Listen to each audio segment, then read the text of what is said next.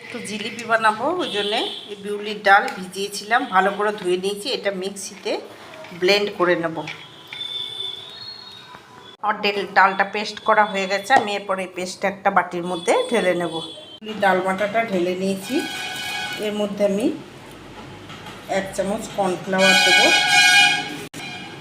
1 চামচ ময়দা দেব, 1 চিমটি খাবার সোডা দেব,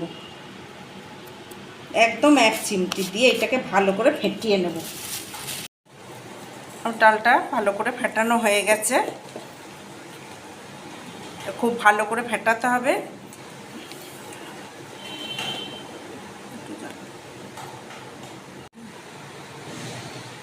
জলের মধ্যে দিয়ে দেখে নেব ফাটানোটা হয়েছে নাকি।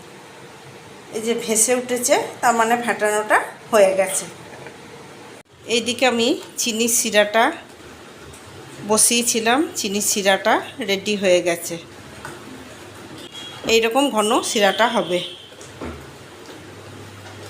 জিলিপি শিরা একটু ঘন হলেই বেশ ভালো লাগে। আমার শিরাটা রেডি হয়ে গেছে। আমি এরপর শিরাটা নামিয়ে নেব। আমি একটা পলিথিন প্যাকেট নিয়ে নিয়েছি। প্যাকেটটার মধ্যে একটু তেল বুলিয়ে নিয়েছি, নিয়ে ওইটার মধ্যে আমি ব্যাটারটা ভরে নেব। আমি এরপরে এই ব্যাগের কোনাটা একটু কাঁচি দিয়ে কেটে নেব, দিয়ে আমি জিলিপির আকারে ভেজে নেব।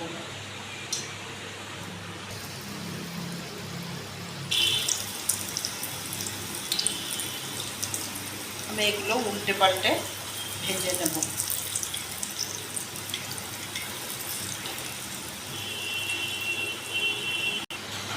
আমার জিলিপিগুলো ভাজা হয়ে গেছে। আমি এরপর এটা তুলে নেব।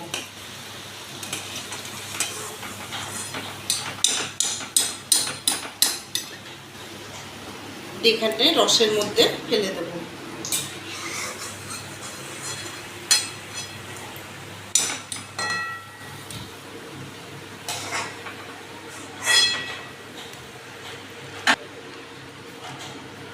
এইভাবে সব জিলিপিগুলো আমি ভেজে নেব। আমি এতে রং দিয়ে নেই, আপনারা রং দিতে পারেন। আমি এটা শুধু সাদাই করেছি। বন্ধুরা, উল্টোরথ স্পেশাল জিলিপি আমার রেডি হয়ে গেছে। এইভাবেই বাড়িতে জিলিপি বানিয়ে খান, টাটকা টাটকা, বেশ ভালোই লাগে জিলিপি খেতে। মেলায় যেতে হবে না। আমার এই রেসিপিটা কেমন লাগলো জানাবেন। যদি ভালো লেগে থাকে লাইক শেয়ার কমেন্ট করবেন এবং সাবস্ক্রাইব করতে ভুলবেন না। ধন্যবাদ।